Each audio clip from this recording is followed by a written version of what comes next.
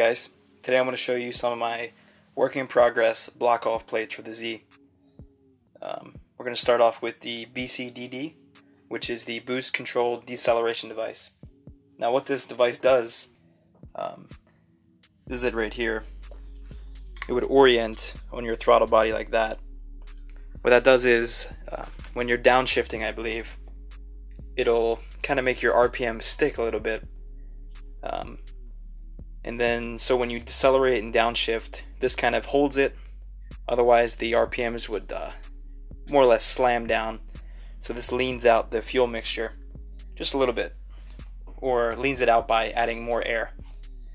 Again, like I said in the previous video, I believe I repaired it by soldering this, but again, I saw some people who removed it entirely.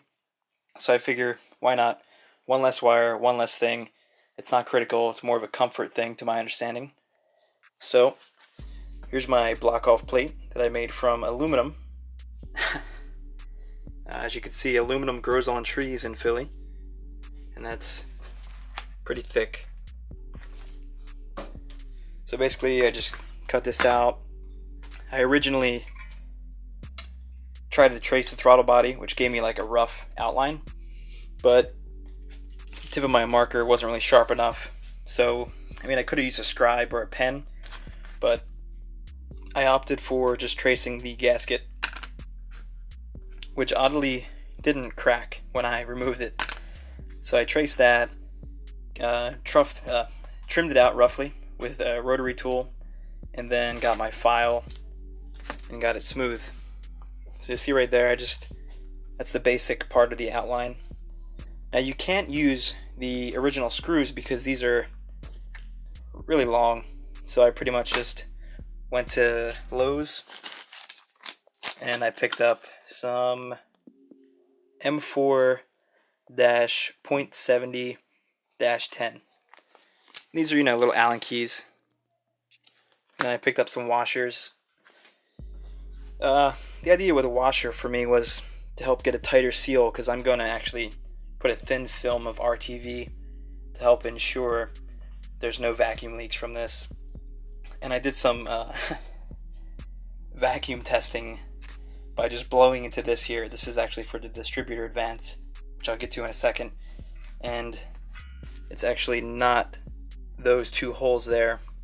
So blocking this off has no effect on this vacuum advance. The vacuum advance actually is a small slit right when you open the butterfly right there. So that's unaffected by this. So basically that's removed, that's blocked off, and then I'm doing a cold start delete. Since I upgraded my fuel rail, this fuel rail does not accommodate a cold start, and I don't particularly care for a cold start anyway. That's pretty much that. So basically I have two of these brackets, or block offs I should say.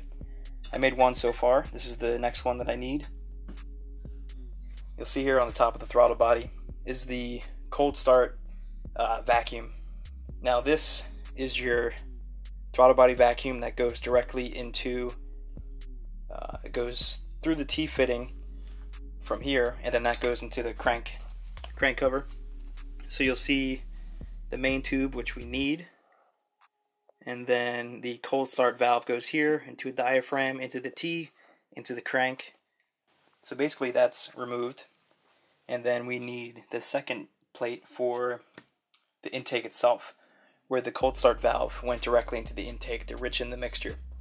So that's being eliminated, and then I just made the template from that, traced it out. This will work. It's the same template essentially for the throttle body and the intake, but I just filed this one down a little bit more so it looks a little more flush because there's some sharp angles here. So those are the three block off plates I'm working with right now. There's also, as I mentioned, this vacuum port here, which is for the vacuum advance for top gear from the vacuum switching valve. And since I have a 1976 non-California 280, I have a vacuum switching valve. I believe in 77 they removed it, so it's kind of a tricky part to find. Mine was, the wires were completely frayed, I tried to salvage it. As you can see, the coil over here, here's what's left of it. The wires were completely shot, so this thing didn't even work anyway. I couldn't find a replacement. So basically I looked it up, did some research, found that I can remove it if I run this vacuum port directly to the diaphragm on the distributor, so it has a full-time vacuum advance. And what that vacuum advance would do is, I believe, advance the timing in top gear. That's pretty much all I know, but I've seen people who've had success with it as long as you keep that as a full-time vacuum. What next? And then, as you can see here, these two holes were for the anti-stall dash pot, which is a manual transmission option only, I believe. Goes right about there. Well, mine was disconnected, as I found out when I disassembled all of this, and I found that it was disassembled because it was broken. So that's not going back on. And again, I did more research. What people are saying is the anti-stall dash pod essentially just is a shock diaphragm absorber that prevents the car from the throttle body from slamming shut. So again, kind of like a comfort thing, and it's broken. I don't want to buy a new one. I can run it without it. This is not going to be a commuter car. So again, with simplification, it's gone. And then that's pretty much all my block off plates for right now. So once again, the B.C.D.D plate, the cold start delete number 1 block off plate, and the yet to be cut cold start number 2 block off plate. And then again, there's a lot of stuff that's removed from this. So besides the cold start valve itself, there's actually this diaphragm, this extra hose, so I can just have a simple one hose from the throttle body directly to the crankcase. No dash pot, no anti-stall pot, no vacuum switch, with the custom Palnet rail. So the engine bay is going to look extremely clean, extremely simplistic, as much as it can be for fuel injection.